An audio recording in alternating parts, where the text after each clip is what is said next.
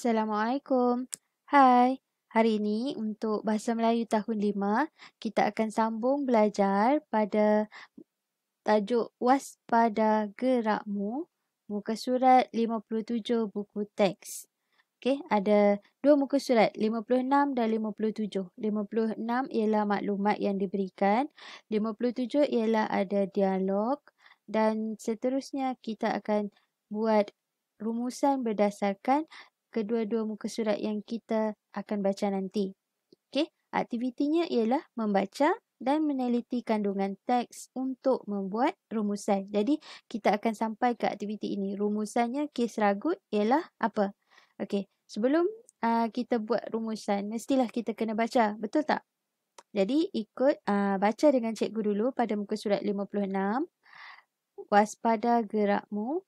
Inspektor Syahrul telah diundang sebagai penceramah oleh Kelab Pencegahan Jenayah SK Seri Damai. Beliau telah menayangkan beberapa slide ceramah tentang jenayah ragut. Mari kita tengok apa slide yang disediakan. Yang pertama, di manakah jenayah ragut kerap berlaku? Yang pertama, di mana? Lorong yang gelap, kawasan yang sunyi, bahagian tepi jalan, akses mudah kepada penjenayah motosikal dan kawasan berhampiran dengan mesin trailer automatik ATM, tempat yang kita cucuk duit tu kan.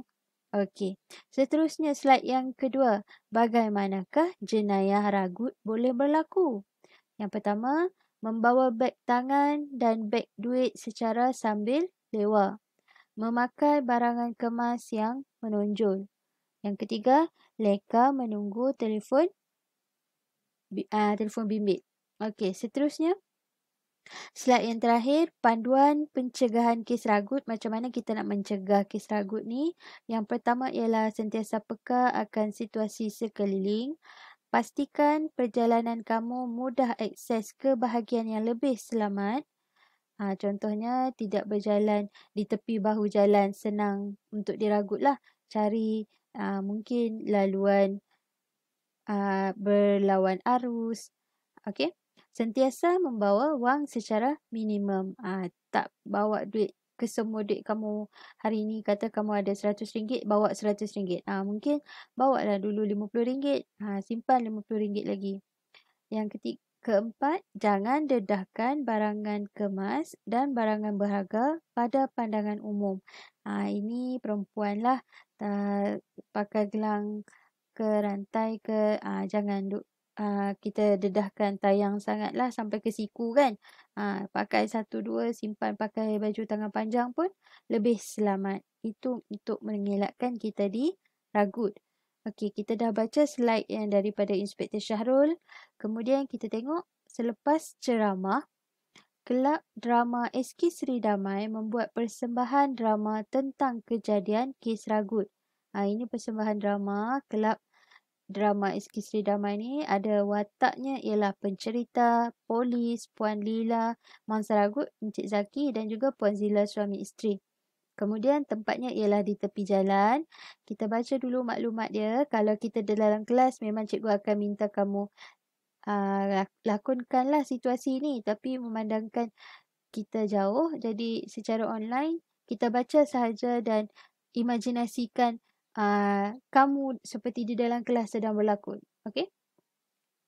Seorang anggota polis sedang membuat rondaan. Beliau melihat seorang wanita sedang menenangkan wanita yang menangis. Okey, polis tanya, apakah yang telah berlaku, Puan? Puan Zila jawab, beliau nyaris menjadi mangsa ragut. Polis pula, bolehkah Puan beritahukan nama dan ceritakan kejadian yang berlaku? Puan Lila ni, mangsa ragut ni, dia ceritakan situasi dia. Dia bercakap dengan polis. Nama saya Lila, anak perempuan Ravi. Saya berjalan kaki ke kedai. Ketika saya keluar dari persimpangan jalan, tiba-tiba seorang penunggang motosikal cuba meragut beg tangan saya.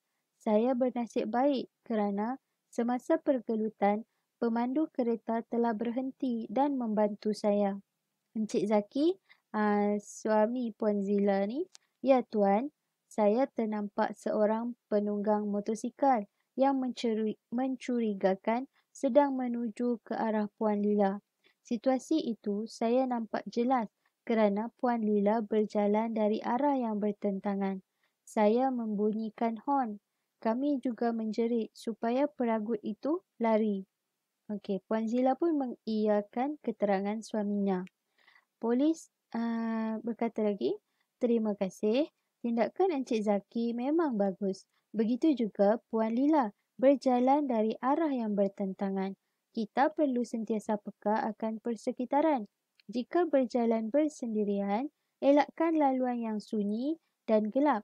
Jika tiada pilihan, kamu mestilah ditemani orang lain. Puan Lila jawab, baiklah, Tuan. Pesanan Tuan akan saya ingat. Okey, jadi pada pendapat kamu, adakah Puan Lila ini sudah diragut atau belum? Betul. Jawapannya ialah Puan Lila ni nyaris diragut, tapi dia belum lagi diragut kerana tengok di jawapan Puan Lila ni, ketika saya keluar dari persimpangan jalan, tiba-tiba seorang penunggang motosikal cuba meragut beg tangan. Saya bernasib baik kerana semasa pergelutan ada pemandu kereta. Jadi dia nyaris diragut, belum diragut lagi. Tapi apa yang kita boleh belajar, pelajarannya daripada cubaan kes ragut ni, ialah polis itu nasihat jalan arah bertentangan. Jangan jalan sama arus. Okey, kalau kereta itu dari maksud lawan arus ni ialah kalau kereta itu dari arah hadapan, kamu jalan berhadapan dengan kereta itu. Bukan kamu jalan sama arus dengan kereta. Okey, kalau jalan sendirian pula, elakkan laluan yang sunyi dan gelap. Kalau ada laluan sunyi dan gelap tu, pastikan berteman. Jangan jalan sorang-sorang. Okey, jadi kita dah baca slide ceramah dan juga kita dah baca dialog kelab drama SK Seri Damai ni. Latihan kita hari ini ialah kita akan buat rumusan kes ragut. Okey, kita tengok dekat sini, cikgu ada buat jadual lebih besar dan jelas. Tajuknya ialah jenayah ragut. Cikgu nak kamu pilih lokasi sasaran. Ada 4 lokasi sasaran. Lokasi sasaran ni maksudnya lokasi di mana selalunya kes ragut berlaku. Okey, yang kedua, golongan sasaran. Siapa yang selalu disasarkan untuk diragut ni? Okey, yang ketiga, sebab-sebab berlaku. Siapa yang kenapa jenayah ragut ini berlaku? Yang keempat, apakah langkah-langkah keselamatan untuk mengelakkan kita dari diragut? Dan yang terakhir, kita buat rumusan. Kes ragut berlaku, kenapa? Kenapa kes ragut berlaku? Okey, dan macam mana kita nak handle situasi jika kita diragut? Kamu buat rumusan berdasarkan apa yang kamu faham daripada jadual ini. Dekat mana cikgu nak cari jawapan ni? Ini jawapannya ialah dari petikan yang kita baca tadi. Sini.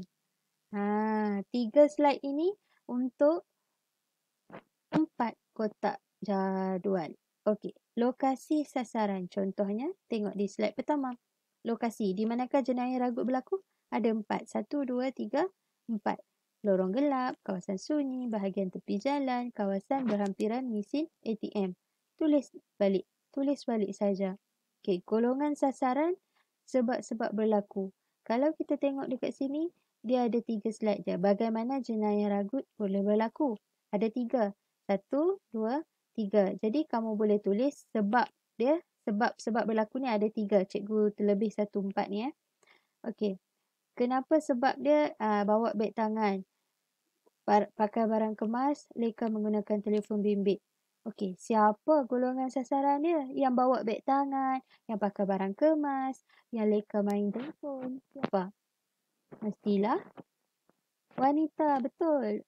Lelaki dia jarang nak bawa beg tangan, hayun beg tangan. Dia tak ada pakai barang kemas banyak-banyak dan lelaki juga jarang juga main telefon sambil berjalan. Selalunya lebih kepada wanita. Jadi, ada kaitan jawapan bagaimana jenayah ragut berlaku dengan siapa golongan sasaran ni. Sebab-sebab berlaku ni, kamu salin 3 yang ni. Kemudian, dia punya golongan sasaran pun ada 3. Salin balik. Nombor 1 tadi dia kata membawa beg tangan. Kamu tulis tambahan dia untuk golongan sasaran dia ialah wanita yang membawa beg tangan. Tambah perkataan wanita dekat depan dia. Yang kedua, wanita memakai barang kemas. Yang ketiga, wanita yang leka menggunakan telefon bimbit. Boleh letak kat sini. Ini pun ada 3 saja. Golongan sasaran sebab berlaku sama. Dia punya jawapan cuma tambah perkataan wanita. Ada 3 sahaja, buang nombor 4 ni nanti. Okey, langkah keselamatan kita tengok dekat slide sini. Panduan pencegahan kes ragut 1, 2, 3, 4. Salin balik dan tulis di sini. Ada 4. Yang ini semua ada dalam buku teks dan di slide ini. Jadi, yang cikgu nak tengok jawapan kamu ialah ini. Rumusannya, kes ragut berlaku kenapa? Okey, cikgu bagi contoh cikgu. Rumusannya, kes ragut berlaku akibat kelalaian mangsa yang tidak peka akan keselamatan diri dan harta benda. Itu contoh jawapan cikgu. Cikgu nak kamu fikir jawapan kamu. Kenapa, apa rumusan, kenapa kes ragut ni berlaku? Disebabkan apa? Boleh? Okey? Kemudian selepas dah siap, sila hantar jawapan kamu kepada cikgu dan cikgu akan semak. Okey, itu sahaja hari ini. Selamat belajar. Assalamualaikum.